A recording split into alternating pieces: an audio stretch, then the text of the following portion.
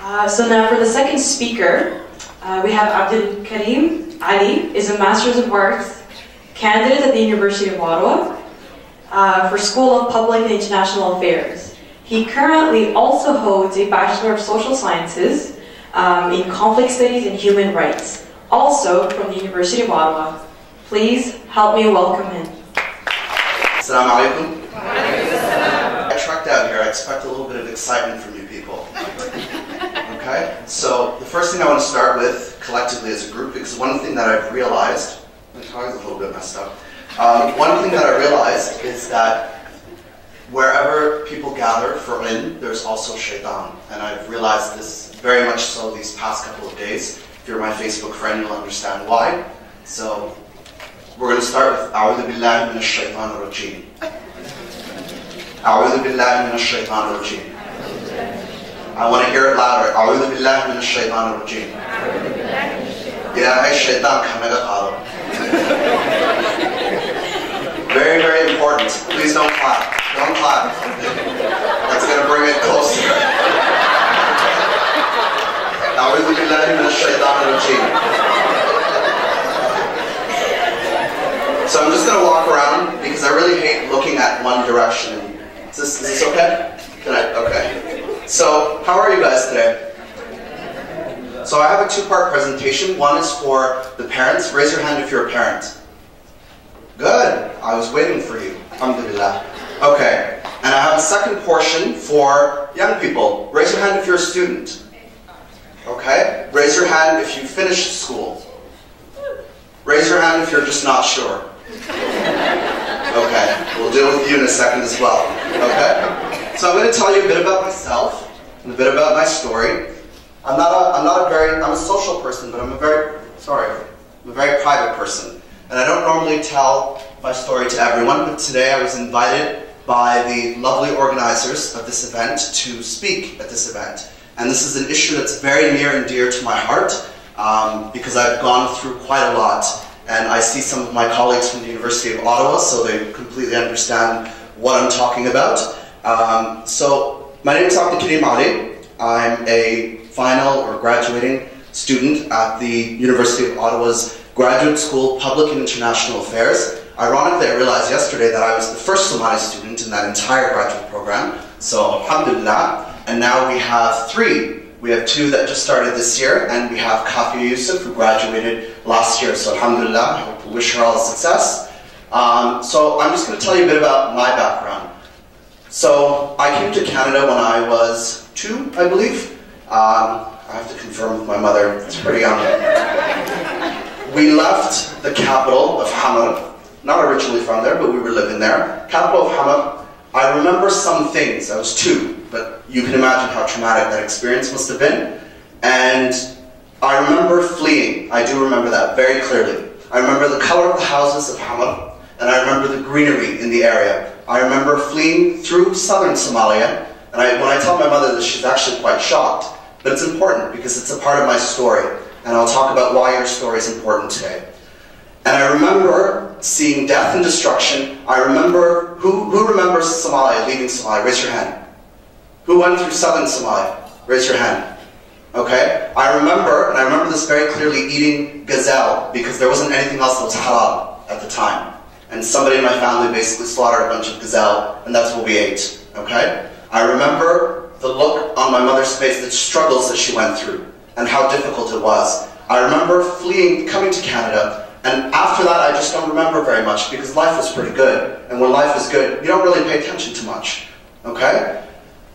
And so we went through Kenya. We immigrated to the US. The US isn't accepting refugees. Then we immigrated to Canada. And thank God for that, because who wants to live in the US, right? And so we lived in kind of the Hunt Club area, Saratoga buildings. It was just at the time, my younger sister and I, my father was sponsored by my mother later on, but my mother did all of that on her own. The reason why I'm telling you this story is, how many of you live with your mothers, or your mothers are alive right now? Say alhamdulillah. You're very lucky. And you wouldn't have gotten anywhere you've gotten without them, and I'll tell you why. So my mother went through quite a difficult time. My father, mashallah, is an excellent man. He He was a very stern father, and I'm very happy for that, and I'll tell you why that's important. How many fathers are in the audience? Raise your hand. Oh, this is going to be a very interactive talk. Don't think you're going to be on Facebook, okay? So, I remember being in the 2nd grade, and actually I went to Blossom Park Public School. It's an excellent school. Yeah, it's a good school.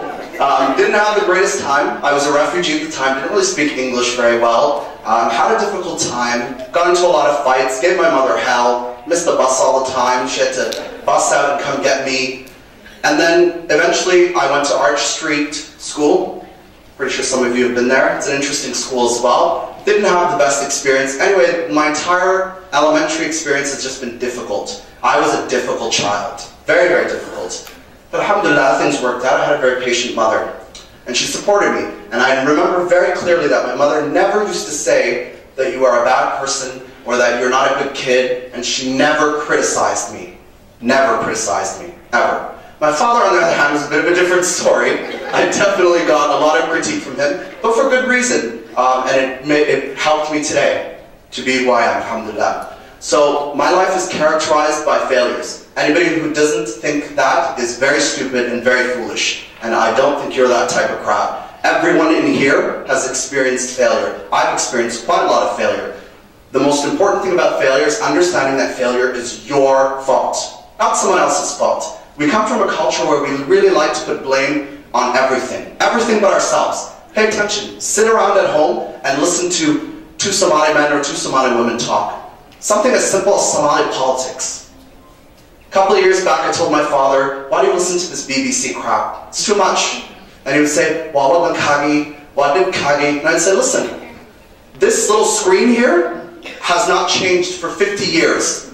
Sorry, how old am I? 28. For at least 19 years, that little screen hasn't changed from 2 ridiculous old men with silly names have been fighting. Nothing has changed. So why should I care? And so the interesting thing, I lost my train of thought here. The interesting thing here about all of that is nobody in that entire BBC conversation says, I was the reason why thousands of people have died. No one in our culture says, I am the reason why this family is not speaking, or why my niece is, in this bad situation. No parents say, I am the reason why my children are no longer, or my child's no longer married because I meddled. No one takes blame. It's a cultural problem, it really is. And it's interesting because if you observe, I have friends from all over the world. I have a group of Somali friends that I'm very close to. I have very close Somali friends. But I also have a plethora of different cultures that I'm friends with. And it's interesting, when you meet other people, you learn how they operate. And it's very different from how we operate. And how we operate, quite frankly, I'm going to be very honest, isn't really working because you're here and you are refugees. That's an important point to take. We're very proud as a culture, very, very proud. But where's that pride based? Nowhere. Nowhere. The British have a reason to be proud. They had an empire where the sun never set, and they still control large portions of the world. The Americans, ironically, have a lot to be proud of. We as a nation do not have too much to be proud of. Alhamdulillah, we were given our pride by Allah, but pride is not a good thing in Islam. I'm proud. What are you proud of? You didn't earn anything. You were born into a family. You haven't achieved anything. You should be proud of what you've achieved. Malcolm X has a lot to be proud of. Obama has a lot to be proud of. There are a few people in the world who have things to be proud of. You should be proud of what you've achieved, but at the same time say alhamdulillah for what you've achieved. Okay? So not taking blame, key thing. Always take blame for your failures. I realized this in my first year of my master's program. So, in my undergrad, I had a lot of failures. I'm going to be very honest with you. I was nearly kicked out of my program. In my undergrad, I didn't like it, didn't want to work very hard. I was a terrible student in my elementary years.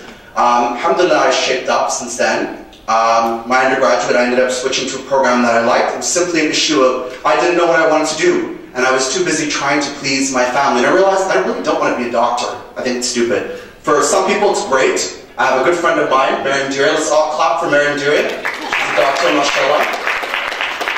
But it wasn't for me. It was for Mariam, alhamdulillah. It wasn't for me, okay? And I realized that. And so I realized I want to go into social sciences. And I remember the critique I received. My aunt, who I love dearly, always said to me, how many people don't speak Somali in the audience? Yeah, I guess I figured that. So she said to me, well, shaka balatayado, shaka daratanaku shakain. What's law? What a lovely woman, but she didn't really understand what a lawyer really does or the salary that the lawyer receives. So she'll understand someday. So that's an important point to take. Understanding that failure stems from you. So I had that first failure. In my master's degree, I only have 5 minutes. Well, this is quite short. I have quite a few things I want to talk about. Okay, so anyways, failure is important. I've had quite a lot of failure. In my master's degree, I've had quite a lot of failure. The important thing is understanding that failure shouldn't characterize you, and you need to know that. Failure should be a tool that you use to strengthen yourself, to become better, to get somewhere in life, okay? Alhamdulillah, one thing I can say is I had the opportunity in my life to sit back and think, okay, this is not working, how can I fix my problem, okay? And you need to learn to do that. You need to be able to say, I failed, how can I redo it and do it better? And that's something the parents in the audience can teach their children. Instead of saying, these are the things that you should be telling your children. So I had a few things I want to talk about, but I'm running kind of tight on time. So I've talked about failure. Don't settle for mediocre achievements in life. Don't settle for being just an undergrad student. Don't settle for just working in a government office and getting a little salary. Be the director. My uncle used to say this to me, and I used to think he was absolutely crazy. But he went from being an orphan in a village to being an ambassador. You can do it. It's very easy. I just came from the Permanent Mission of Canada to the United Nations. I sat in that chair, representing all of Canada. Every single Canadian. And I'm not saying this to get your approval. I don't need your approval. Alhamdulillah, I have Allah's approval. That's what you need to understand. And you need to know that this is very possible. Another thing you need to understand, and I really wanted to convey as a message here, is I was asked today to speak about breaking down the system. I'm going to be very honest with you and tell you there is no system. There's no system. You're the system. You're the system. You tell yourself that you are inferior to John Edwards sitting next to you in class, and therefore you are the system. Who else is the system? There are two constructs of this magical, mythical, illusory system. The first is you, okay? The second is the discriminatory or racist person that uses that system that you've created to oppress you. Am I right or am I wrong? Okay? I'm going to tell you, in my, I think I was 10 or 9, or no, sorry, I was far too young, not even legal working age. I was about 18, 17, working at Chapters. Few of you probably remember this. And I remember she was a black woman. I don't remember where she was from, but she said, how did you get this job? Even within the Somali community, I used to get this stupid question, how did you get this job? It's a part-time job at a retail store. What do you mean, how did I get this job? Why is this a marker of success? It's really pathetic, but it's important to know that people actually, it never occurred to me because my mother never raised me to think that you're inferior to anyone. And so I never believed I was inferior to them. I also didn't believe that I was any less Canadian than anyone else sitting in the room. That's another thing I really wanted to convey. I know I'm tight on time. This is important. I went to the UN, and the first person I met was a Somali man. Never forget this day. He works for the United Nations Development Program. I think he was American. I wasn't really sure. Nobody outside of Canada really values citizenship. And so he said to me, he looked at me, and he said, where do you work? He was wearing this giant UNDP. We were at Jumu'ah prayer in the UN. And so he said, and I said, I let him talk first, and when he was finished, he said, I work for UNDP. UNDP! I said, okay, that's nice. He said, where do you work? I said, the Permanent Mission of Canada. He laughed for a good 5 minutes. Literally laughed, like, duck, duck, duck, like for 20 minutes. And so when he was finished, I was with a colleague who's also Muslim, and she was Senegalese American, who was working for the Canadian mission. And so she looked at me like he was crazy, and I looked at her like, I'm gonna deal with this one, you don't understand what's going on, this is a cultural thing. And so he looked at me and I said, what's so funny? Like I was actually disgusted. And so he said to me, the Somali Batay, and so I said to him, why would you not, what makes you think that I'm a Somali citizen? It's an excellent question. And he said, oh, the Somali Batay said there's a big difference between nationality and origin. Okay? Big difference between the two. We haven't really grasped that because we haven't had government in 20 years, so I cannot understand where he was coming from. Okay? Very important to understand that you are not any less Canadian than anyone else. Interestingly enough, he wasn't my only opposition. I had a woman who worked at the UN. Never forget her either. She's quite interesting. Eastern European descent. But this was just a cultural misunderstanding. And so she used to wait and see how the embassy staff would treat me, to see if they would treat me like basically the slave in the embassy. And so she would wait just to see their reaction, how they would treat me. And she was quite surprised one day when the ambassador spoke to me in the kindest manner and requested my advice on something, or spoke to me in a respectable manner. And I was happy that that happened because I was already comfortable with my citizenship. But it's important that other people understand that I'm not inferior, because I refuse to allow you to make me feel inferior, and that is an important thing that you need to understand and take with you. So, how am I doing on time, ladies? Done? Okay, can I just 2 points, and I promise I'll end? Okay, so I wanted to actually address, so we talked about realizing your future, understanding not to refuse to accept failure, refuse to accept mediocre behaviors, refuse to accept discrimination, because it doesn't exist, you allow it to happen. Don't allow anyone to treat you like you're less. Tell them in their face, in a respectful way, without having to say it. Let your success tell them to bugger off, okay? I just want to talk to the Somali parents lastly, the fathers and the mothers in the audience. There's a few points that I wanted to kind of convey very, very quickly. The first is, you all want your children to succeed, but you never ask yourself, how can I make that happen? What can I do to sacrifice my life? It's not enough to just travel halfway across the world and come to Canada and feed your child every morning and send them to school and expect them to be something big. It's not enough. It's cheap. You have to work hard. You have to sacrifice your life. You have to limit your time that you're speaking to Asha and Marwa, and you need to sit down. Not funny, it's true. You need to sit down and you need to say, maybe I shouldn't be on Pal Talk. Maybe I shouldn't be talking about tribes. Maybe I should be sitting down with my child and asking them how they're doing. I go to Tim Hortons and Starbucks. I see a lot of Somali fathers in there. You really don't have 8 hours a day to sit in a Starbucks to talk. You have children who need to be in universities. Your children need you. My father had the most difficult realization when I was in my 3rd year of university. Lovely man, understood later on that university, parents in Somali culture, we think that when a child hits the age of 18, that it's perfectly okay, that they should, I'm expecting something from them. No, welcome to Canada. You thought you got a welcome to Canada then? Welcome to Canada today. This is a very tough country to be somebody in. This is not the United States. This is not your cousin's house in Ohio. This is Canada. And without an education in Canada, you are nothing. I'm going to be honest with you. Very hard to succeed in life in Canada if you do not have an education. You need to sacrifice your lives, the things that you enjoy, and the most important thing is time. I read an excellent quote somewhere that said, if you want your children to be good people, give them more of your time. We're very, very stingy with our time in Somali culture.